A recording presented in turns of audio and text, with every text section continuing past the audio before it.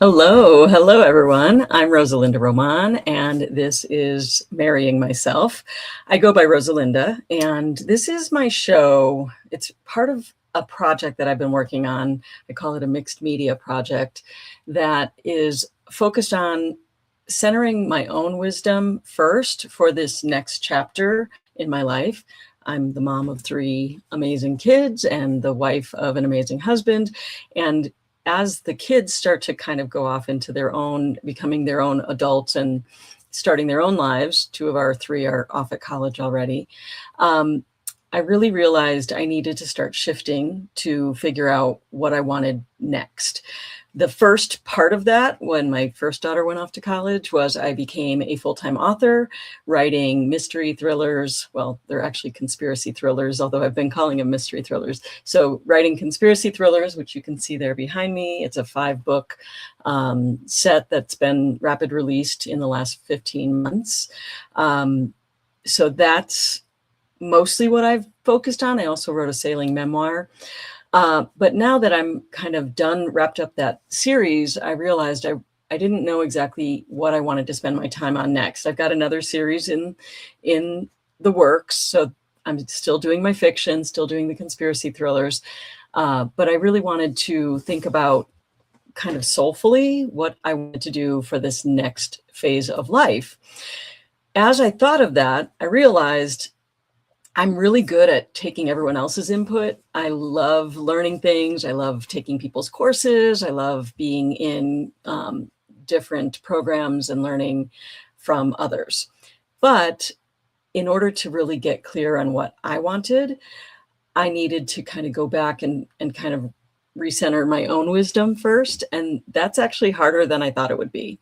I don't know if you've ever had that experience where you're like, okay, I'm going to, like, what do I actually think here? Because I tend to defer to others. I tend to appreciate other people's input.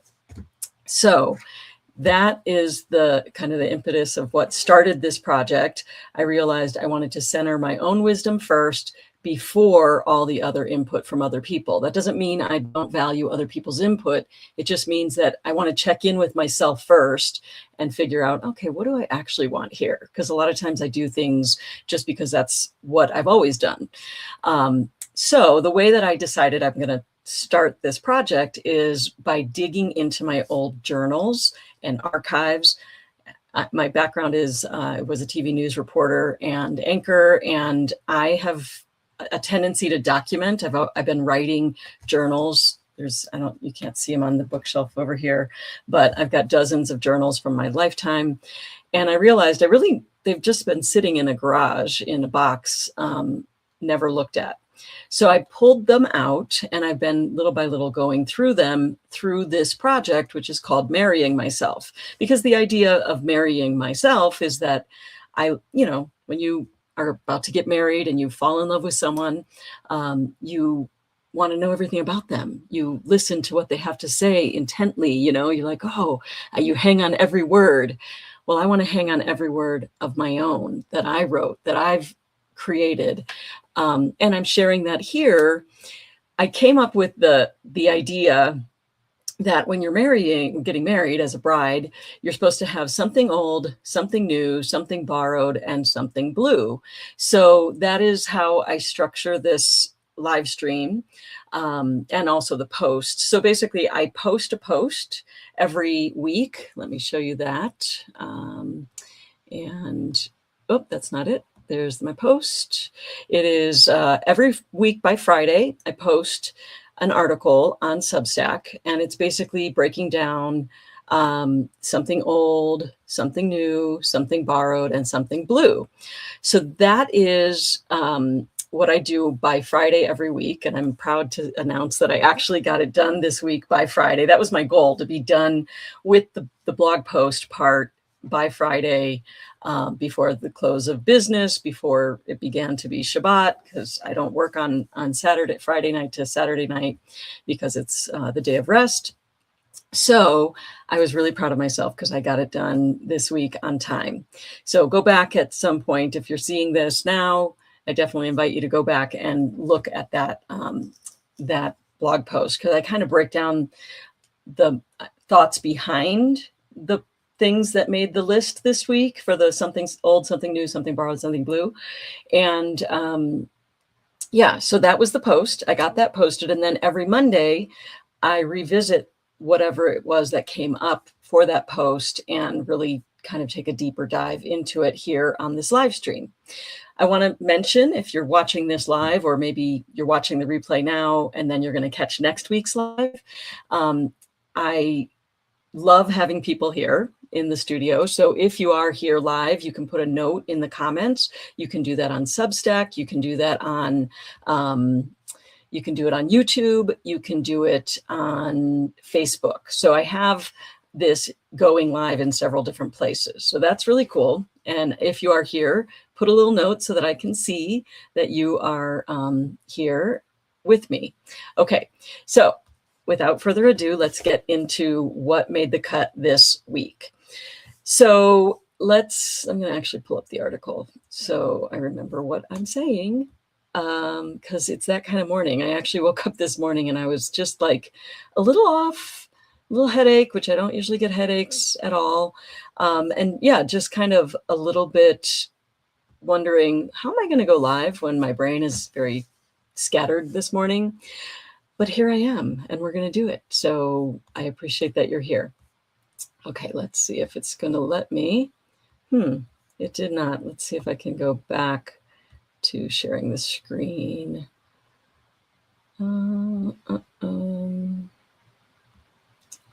Window. It doesn't want to let me. All right, well, there we go. Okay, again, sharing this. And with the something old section, I always talk about something old, and I split it up into two parts: something old and rotten, and something old and precious. Because when I started digging into the idea of, finding something old, as I'm going through my old archives and things like that, I'm running into a lot of things that are very precious. But I'm also running into things just in life. I'm reading articles, I'm doing, diving into centering my own wisdom first. I'm finding the things that don't spark joy anymore. So that's kind of the whole point of this project, to quote Marie Kondo. I don't know if you've ever heard of the life-changing magic of tidying up. That's actually how I downsized our entire house to move onto a boat, was the Marie Kondo's, she calls it the KonMari method. And the whole point of it is you narrow it down to what still sparks joy. And I'm really trying to let that lead me in this project.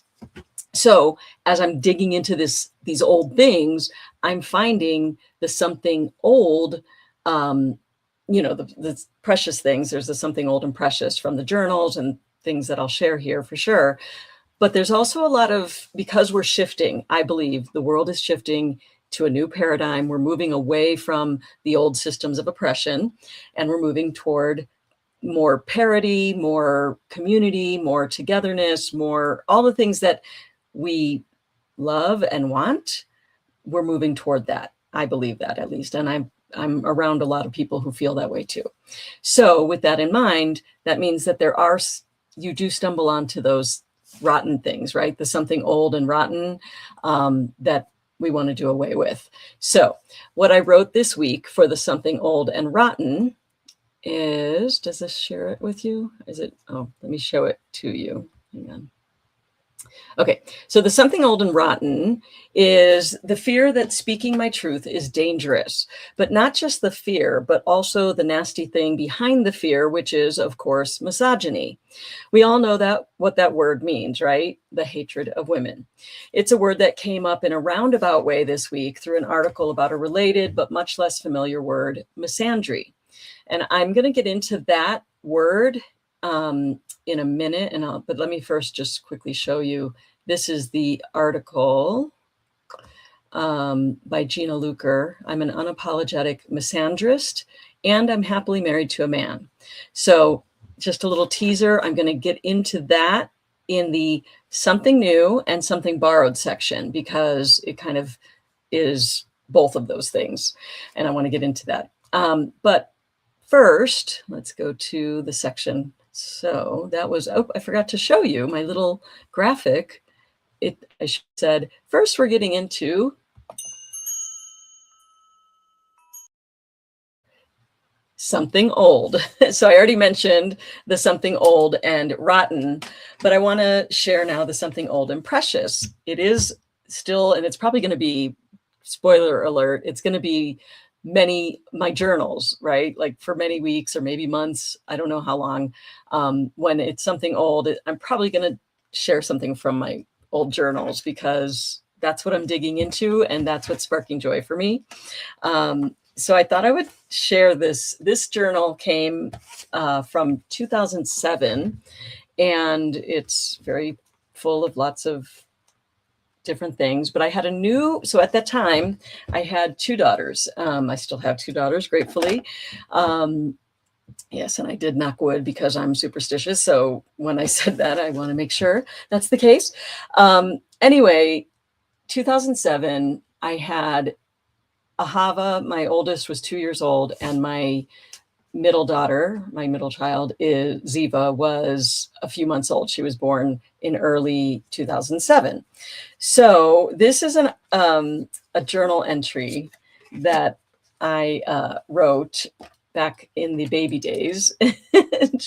Samuel wasn't even a blip on the radar yet. He was born 4 years later. So here's a journal entry from May 28th, 2007, Monday, 10:30 p.m. It's funny because I keep a journal for each of my girls, and I just wrote a little something in each one about the picnic we had today. I say it's funny because when I write for them, I find I write sweet things and leave out a lot of the stress and frustration that a simple picnic with little girls can bring. After all, their journals are intended to bring a smile to their faces when they get older, and I don't want them to feel that I resent them or being a parent. That said, the fact is that this is a tough, tough job, even on a good day like today. Since Nathan is working overnight shifts, he didn't get home until around 9 a.m. And by the way, Nathan, my husband, was a mechanical engineer, and he became a doctor late in life. So he actually was going to medical school when I was pregnant with our first daughter, and then he was doing residency when we had a newborn, and then he had just started this new job. So he was gone a lot when the girls were really, really little. On days when Ahava doesn't have daycare, because it was Memorial Day, I try to really engage with her. She usually is in daycare 5 days a week for a total of 30 to 35 hours. So I figure that's when I need to get work done, Ziva permitting, of course. That way, I'm really with Ahava when I'm with her, like this weekend. I try to limit the amount of TV she can watch, and I do lots of activities with her. Everything from picnics to playing with her kitchen set, which was an amazing gift from my mom, or going pretend grocery shopping. Hopefully it all helps in her development in some way, but mostly it makes me feel that I'm doing the best I can. When I say Ahava's at daycare for 30 to 35 hours a week, that sounds like a lot. But the truth is, it still leaves me with very little time to get things done. Ziva may be great at sleeping through most of the night, but that's because she's awake and very demanding most of the day. That girl eats like it's going out of style. Yes, and I know Ziva's probably going to watch this, so it makes me laugh to tell her that, because one of the things is Ahava was like severely colicky when she was a baby, and she was our first. So when Ziva came along and she wasn't colicky, and also like Ahava was in NICU and had some trouble for the first 5 days of her life, Ziva was easy, like the pregnancy, the everything. And so she loves to rub it in her sister's face that she was the better baby. Well, my journal says otherwise. She was the better baby sometimes, as babies are. And don't even get me started on my overall lack of sleep, which is why I need to stop writing and get to sleep right now. So that made me smile. I mean, how can you not go back through your journals and okay, so I will say there's a lot of stuff that I go back through and I'm like, oh my gosh, I wrote that. But in this case, it does make me smile because this is about baby Ziva. Let me see if I can find, there's a few entries past that. Yes, and I need to go to the eye doctor because these glasses do not work anymore. I can't see with them. And these are broken. You can see they're all wonky. So just bear with me as I play with my glasses over and over. This journal also had I'm going into, at this time, I was just trying to figure out if I was going to start doing any kind of broadcasting again. I had left the mainstream media. I was the main anchor in Monterey, California when Ahava was born. I left that job. And then by the time Ziva came along, I was getting really antsy to do something career-wise again. Of course, I had a new baby and a 2-year-old, so I was crazy. But that is when I actually launched New Mexicast, which was my video podcast, where I did feature stories about interesting people and places in New Mexico and beyond. So I did that with 4-month-old baby Ziva in a Moby wrap on my chest. I'm sure I'll share that here on Marrying Myself at some point when I get to those journal entries or videos. But anyway, one of the things that made me smile, I was talking about, I was talking about trying to find a job or figure out if I wanted to work. I know it says, okay, I'll go back in here. Floating around in there is the notion that so many people say, do what you love and the money will come. And at the same time, I think of the advice that Jeff Arch, author of Sleepless in Seattle, once gave me at a screenwriting conference. Write what you know. Well, what do I know? I know a lot about broadcasting, specifically reporting. But the big problem with reporting, especially at a station, is the lack of schedule flexibility. It is a big problem when you consider my main goal is to do something that doesn't detract from my job as a mommy, which that's why I ended up podcasting, because that worked well for me on my schedule. It's a job that can be maddening. Today was a good example of my frustration when Ziva wouldn't settle down long enough for me to get anything done. At one point, while I was nursing her for the 100th time, I decided to use my one free hand to search iTunes for something to listen to calm my nerves. Well, I happened upon a podcast by 2 women called something like Manic Mommies or something like that. In no time, it had me smiling, and it reminded me, like a slap on the head, that at one point I was really jazzed about the idea of doing a podcast of my own. So, and then I get into the fact that I did, right after that, launch New Mexicast. So, but the funniest, or the thing that makes me smile about that is Manic Mommies it was a podcast with Erin Kane and Kristen Brandt, 2 women who they created a community of women who were going through the same phase of life and the challenges that it took to be a parent. And they shared it in their podcast. But they not only had the podcast, they also got Chevy to sponsor. They did annual escapes where the women, like total strangers who listened to their podcast, met in a city at a hotel, or in one case it was on a cruise, and they went to hang out, and Chevy hosted Mommy You, I think it was, or something like that. But they had like workshops, and it was just an amazing getaway. And I am still like best friends with some of the women from Manic Mommies to this day. And it makes me smile to think that's the benefit of going through your old stuff, right? Like, I really invite you. I know you have something in your garage, a box, a bin, or something where you have some of your treasures that you haven't revisited in a long, long time. Because, rightfully so, we've been focusing on, the nesting phase, taking care of our families and doing the things that help them feel like they have a solid foundation as they go into the world. But now, some people call it the crone years. I don't love that term, but like as we move into really owning our next chapter and figuring out what we want, I really invite you to go through and see what you want, see what sparks joy for you still. Because like looking at that journal for me and seeing, first of all, baby Ziva and Ahava, this is what they looked like then.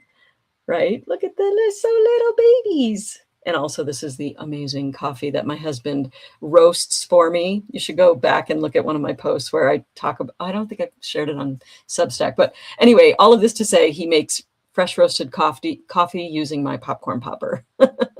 It's very funny. But those little girls are both off at college now, right? Taking over the world. So good. Okay, so that was something old and precious, and I am going to leave that section with inviting you to really think about what is old and precious to you, and really sit with it, savor it. Let that help inform. You know, I've seen people do this exercise where you think back to your childhood and you figure out what did you used to do when you were a kid that really sparked joy for you. Oh gosh, now I have to pull this out. That just reminded me. And this is the beautiful thing about this show for me and this project. I get to do whatever I want. So I see someone is here live, and if you are, drop a note in the comments and I'll see it in the studio, because otherwise I don't have any way to know who you are, but I'll write hello in the comments. Anyway, now that I just said that, it made me realize I did this exercise through, which I talked about this last week, but through this by Kyra Feisen Gardner, her Sanctuary Within, Designing a Life That Feels Like Home. It's part of her Women at the Edge of the Woods offering. So I've been working through that. And one of the exercises is really writing down some of the things that we have done that I did when I was younger, that still, that sparks joy. Let's see, she said it better than I did. Let me say, working through the Sanctuary Within. Oh, reflections on peak moments. Now I mentioned I had done the movie premiere. I mentioned that in the last week, but one of the things that I just was thinking about is, Disney getting one of the 2 spots on the University of Florida's Disney College program, speaking on microphones at Kitchen Cabaret and Harvest Theater, communicating with people from around the world and spreading joy. So that's something I did that I loved. Here's a thing that I did. Here's a thing that I listed that I did when I was really young. And I don't even know, I guess I was probably in 5th grade, maybe. I did a Christmas play at my elementary school, and being brave enough to ask the principal for permission, writing a great play, recruiting my friends and siblings, and performing before the whole school auditorium, which of course came down to storytelling. That little memory really, it makes me think a lot, because one of the things I used to do is I used to perform plays. I was painfully shy. Like, I didn't speak to anyone. I was really, really, really shy. But I got the guts up and I went to the principal and I asked for permission to perform this play. It was a really big deal for me.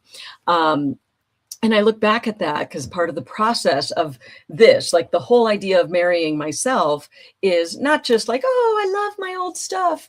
It's looking at, okay, what do I want to take with me into this next chapter, so that as I design my next part of life, I make sure those elements are present. And this exercise is perfect for that, because it always comes, I did several examples, but it comes down to storytelling and communicating, which I had figured out recently. Like, I got very clear that my core message is that I create safe gathering spaces for connecting, curating, creating, and communicating in community. And it is in that order. And the reason I say that is because that's what I'm doing right now for myself. Eventually, I'll take that same core message and apply it to other people and to a community. But right now, I'm creating this safe gathering space. This project, Marrying Myself, is my safe gathering space where I connect with myself. Then I curate like all this stuff, all the things that I'm digging through. I'm curating what of that still sparks joy. What can I learn from it and take to the next chapter? I'm creating something out of that, this live stream and also the blog posts. And I'm communicating that here in community. So I am meeting my core message with this project. And so I really do love that you're here and I appreciate it. Okay, so now I'm going to get into the next sections and I'm doing them back to back because the something old, there's something old, something new, and something borrowed, and then I'll get into something blue. But the something new and something borrowed both come from the same thing. So let's see, what do we have here? So I'm going to play both of them back to back. So the something new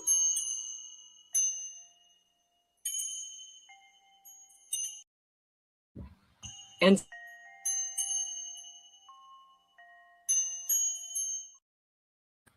something borrowed both come from the same place, and they are related to this article by Gina Luker.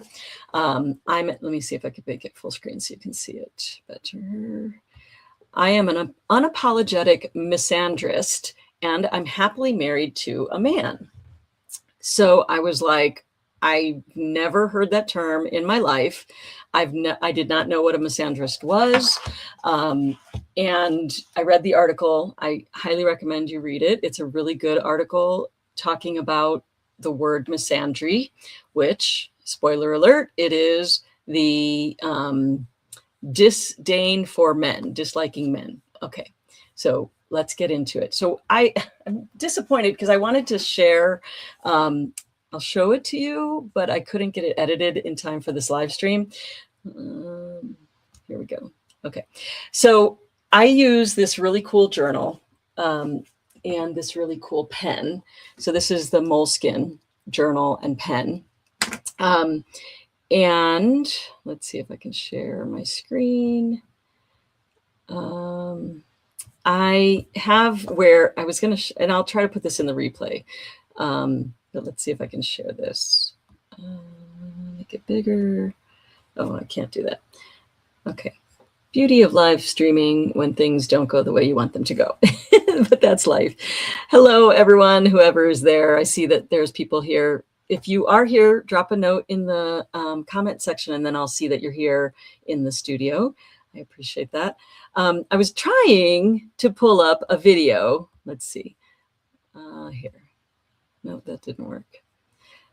I'm having a tech day for sure. I knew it as soon as I woke up that was going to be the case, and that's okay. That's how we roll. But I'll show it to you in Canva at least. Present, share. Oh, I can't do that. Okay, never mind. I can't show it to you. But it's really cool because it takes what you write in your journal, and with this pen, it digitizes it and puts it into digital form. And then you can make like a video. Here, I think I could show you on here. This is the actual app, which is horrible, and I hate it so much. It just doesn't work. It takes forever and ever. So I'm not advertising the Moleskine app because it's just awful. But the pen and the thing are so cool. Let's see if you can see that. Can you see it? See how it like types it out for me? And you can export that. And on one of the previous episodes, I read from here and it plays across the screen. But it takes some doing, so I'm not going to, it failed today. We'll just call it a failure, and I'll read straight from here. So again, let's start this again. Okay, so getting clear on what I'm talking about. Here we go. Okay, so this is based on Gina Luker's article on Substack. I'm an unapologetic misandrist, and I'm happily married to a man. So that is what I wrote a journal about that. So without further ado, let's read that. May 27th, 2026, 6:25 a.m. I learned a new word last night and woke up thinking about it. Misandrist, from a Substack by Gina Luker called I Am an Unapologetic Misandrist, and I'm happily married to a man. I had to look up what the word meant, as I had never heard it before. It basically means someone who has strong negative feelings about men. Of course, I have heard the counterpart word a million times, misogynist. someone who hates women. I have an intimate understanding of that word, a visceral, lifelong understanding, really. That came from years and years of witnessing misogyny in action in tiny and huge, world-destroying ways. I feel strongly that misogyny is at the core of all the dysfunction of the systems we live in. It is what we are collectively dismantling and deliberately doing away with right now. There is not a person I know who hasn't been negatively impacted by misogynistic systems. It has defined our human interactions and relationships for millennia. It is the toxic weed that has choked the beauty out of everything it touches. So, if there is so much hatred of women, if I am so personally familiar with misogyny and all that the word represents, then why have I never heard this other word, the companion word, before? Misandrist, misandry. You would think that in a society with so much blatant misogyny, there would be more expressed misandry. Yet it is a word I don't even remember hearing before. Why? Part of me wants to say that it's because women aren't filled with hate the way men are in this society, but I know that isn't true. We all harbor plenty of hate, or at least we all have our shadow sides. No, it isn't because men are inherently more hateful than women, but because of the way society is structured and how that has affected us all over lifetimes. As I read Gina Luker's article, it resonated with me throughout. I felt the sickening fury in my core as she talked about rape culture, domestic violence, scanning parking lots, covering our drinks, calculating escape routes, women trying to stay safe. I understood all of it so deeply, and it made me angry. And side note, just yesterday, I was having dinner with my husband and daughter, who is visiting from college. And I noticed a guy at a table near me got up to go to the bathroom, and he put a coaster on his drink. And I said to my daughter, I said, we should invent something so that, because like, that's a really good idea, but he'd probably put it there. She said, oh, he probably put it there to keep flies out. And I thought, yeah, we as women think, I'm going to cover my drink because I don't want somebody putting something in it, right? And I said, oh, we should invent something where they put a top on it, on a drink that locks so that nobody can mess with your drink if you step away. And she said, oh, there's a ton of inventions that are like that, which A, supports my point that the fact that we have inventions that are like that because of the fact that there are people who do bad things. So, side note, we talk about it regularly. This isn't just some hypothetical thing. Okay, so getting back to it. All right, so I understood all of it so deeply, and it made me angry. And now I'm asking myself, is that anger misandry? Good question. My first response is no, I do not hate men. Like Gina Luker, I am happily married to a man. I am also happily raising a son. I love them both fiercely. I love many other men too, my father, brothers, cousins, nephews, friends. But even as I wrote that last sentence, I'm very aware that there are men who fit into those categories who I mentally exclude from the men I love group. Men who I have familial ties with or who are part of our own social circles who will not be invited to the beautiful places we are creating. Men who have hurt women that I love. Men who have upheld the systems of oppression. Men who will never do their work. Do I hate them? I'm not sure. The part of me that is programmed to play nicely and to soften and to fix what they've broken wants to say no and rush to explain that I'm no misandrist. But then there's this other part. I'm actively working on a personal growth project I am calling Marrying Myself, this project. And the whole premise of it is to focus on myself and centering my own deep wisdom in the next chapter of my life. This seems like a very simple idea, but the more I try to embrace it and put it into action, the more I'm coming to believe this might be the most complex, difficult project I've ever attempted. Perhaps it's because I'm sharing the journey instead of keeping it as I normally do, hidden and private in journals that only are for my own eyes. Journals where it's safe for me to fully express my truth. Journals where there is no one waiting to offer up a criticism or counter argument. Journals which are blissfully free of mansplaining. Y'all know what that term means, right? Journals which have carried me through all the seasons of my life. Now, through marrying myself, I'm bringing these journals into the light, centering and sharing my own wisdom without apology. Well, not without the underlying feeling that I should apologize, apparently, as I feel that even as I write this, and even as I share this in here, I feel that I'm very aware of the fact that not everyone's going to love this, and that's something I work on. But without allowing the apology and the patriarchal programmed fear-based tendencies to take the driver's seat anymore. Instead, I'm now the driver, the pilot, and the captain, and I am determined to steer this vehicle toward the light and love-led community I have always envisioned. For me, that is a place that is free of both misogyny and misandry, but it is also a place that is free of misogynists. Notice I didn't mention the other category, misandrists, because without misogyny, I think that minuscule word that I had never heard before will simply cease to exist. Balance will be restored and we will all be better for it. This week, as I've been working on giving myself permission and loving pressure to launch the Marrying Myself project, I am glad I learned this new word.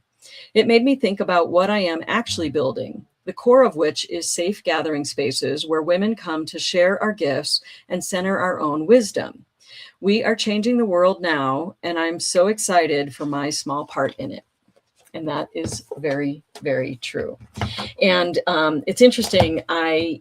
As I read it, I thought about the word. I struggled. I actually had to be coached in order to get the guts up to post this and to share this particular episode and the blog post associated with it, which you can go back and look at on my Substack, which is rosalindaroman.substack.com.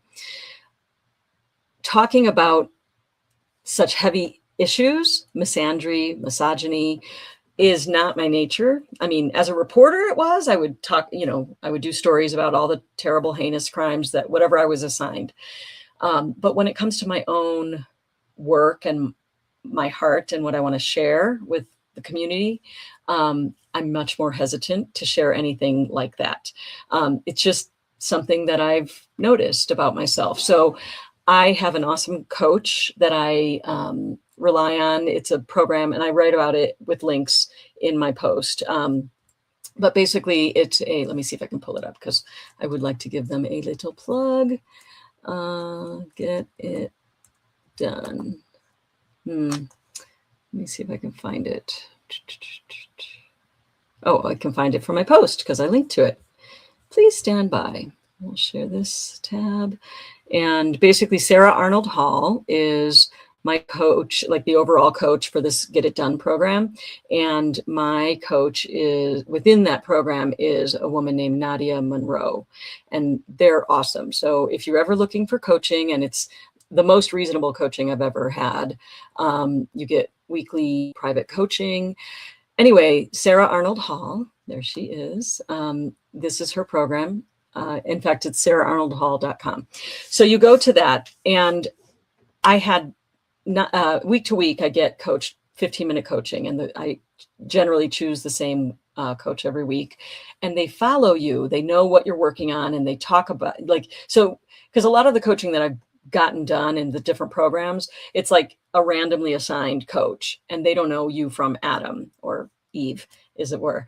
But in this program, from week to week, even if you have a different coach, they know what you're working on. They take notes and they pass it on to the next coach. There's another coach in that program named Anna, and she's awesome as well.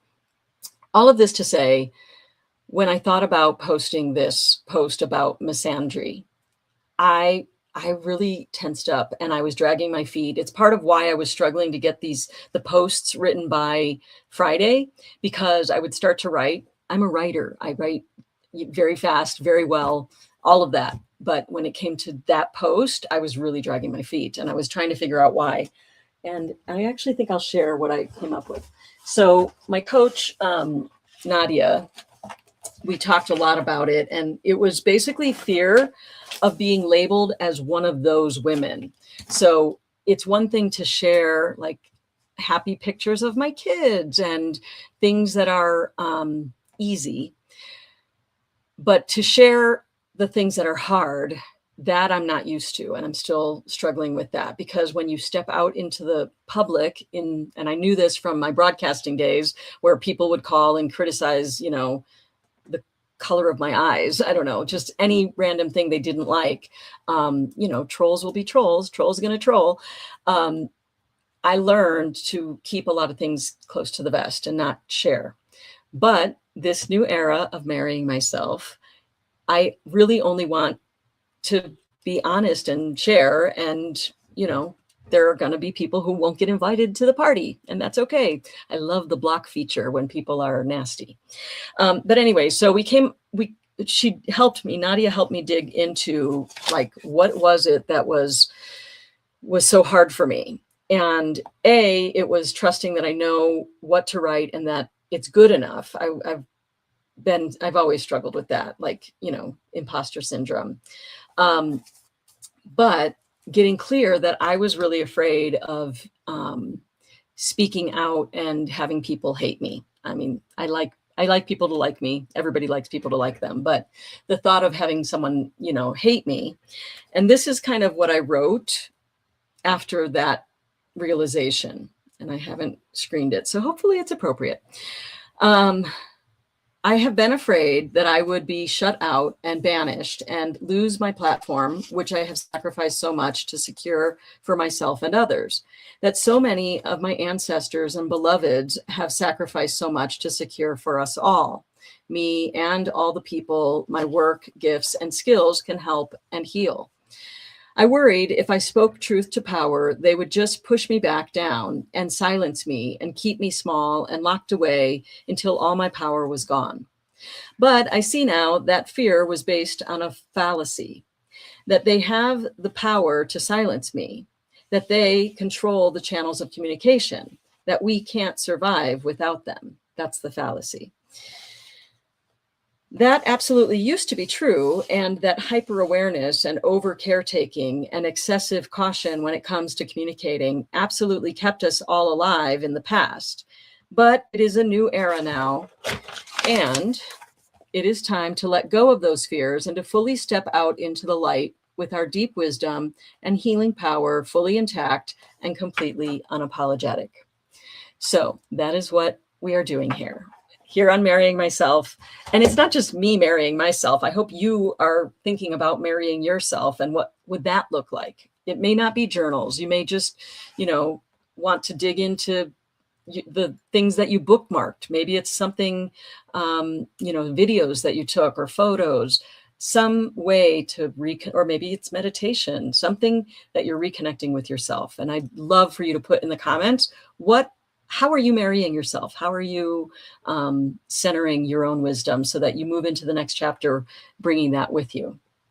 Okay, so the final category. So that wraps up the misandry, misandrist. I'd love to know if you've ever heard that term before. There's a comment here that I'm not going to share because it's someone personal, but says, I am not sure I love that term. And it's a person who's a man. So I understand that. I don't love that term either. I'd love for there to be no hate anywhere, but here we are. Okay, so moving on, we've got the something old put away and something borrowed and new, but the something blue is the last category, and that always makes me smile. So let's move to something blue.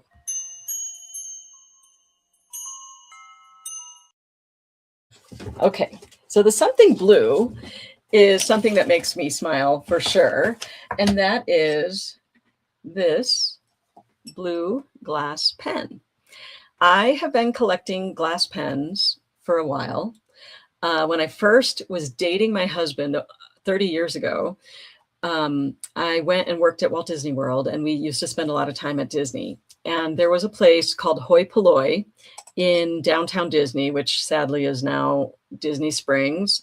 Not a fan. But back when it was downtown Disney and there was Pleasure Island and the Adventurers Club, I know y'all remember that. And in fact, our boat is named Kungaloosh after the Adventurers Club, because that's the greeting. And it's like the joyful greeting when you come into the Adventurers Club.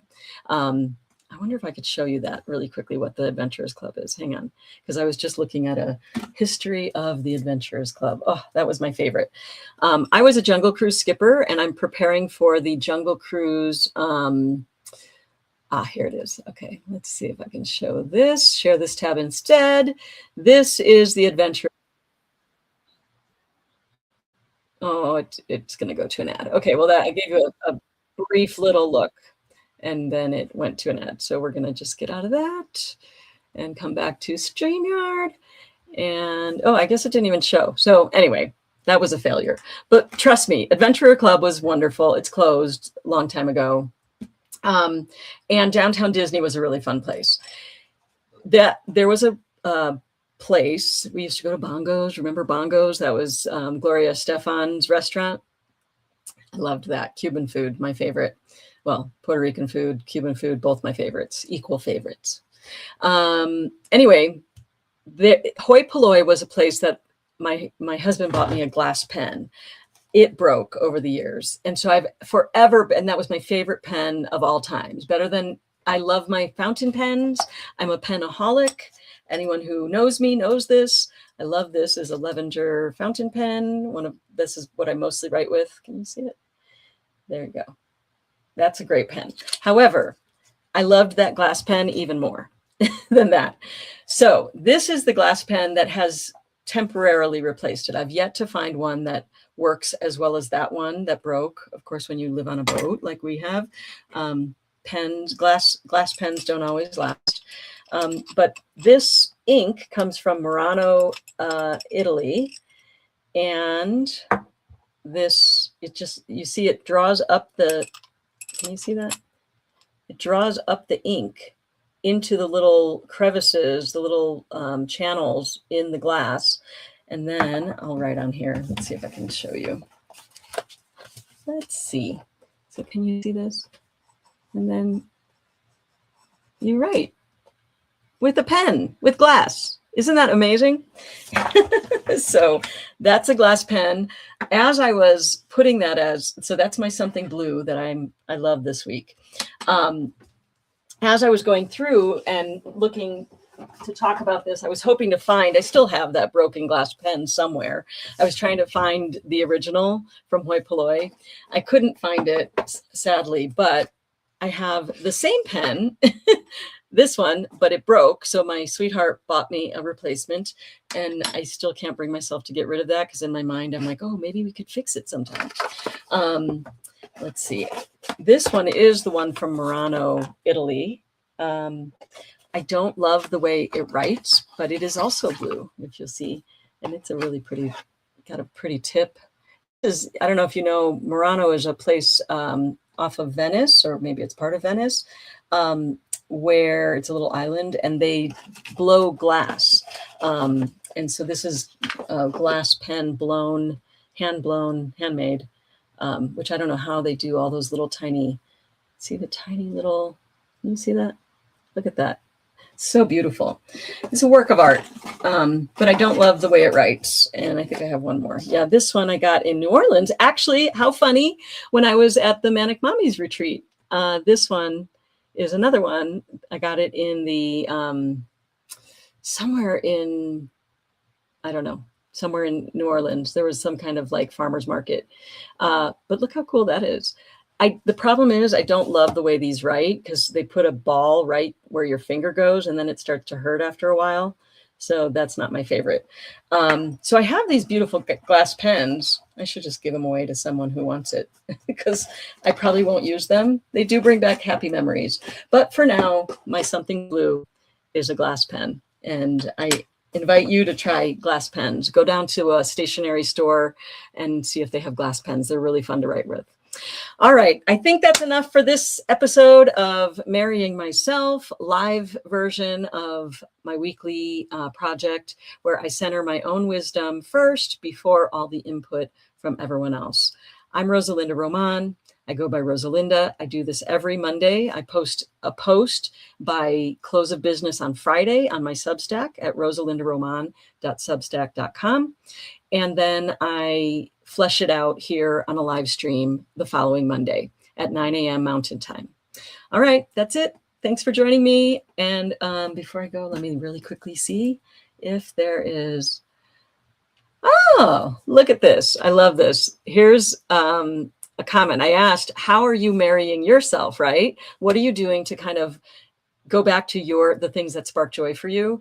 And there's a comment in here that says, I started playing tennis again for myself after just teaching for 6 years and not playing. I rediscovered the love of tennis for myself. Does that count? 100% that counts. How amazing is that? That's what I'm talking about. What are you doing that maybe you did when you were a little kid? Like I was actually thinking when I told you about the plays, I'm like, my son was just in a play and it was so fun to watch him. And maybe I should be working on some plays. I don't know.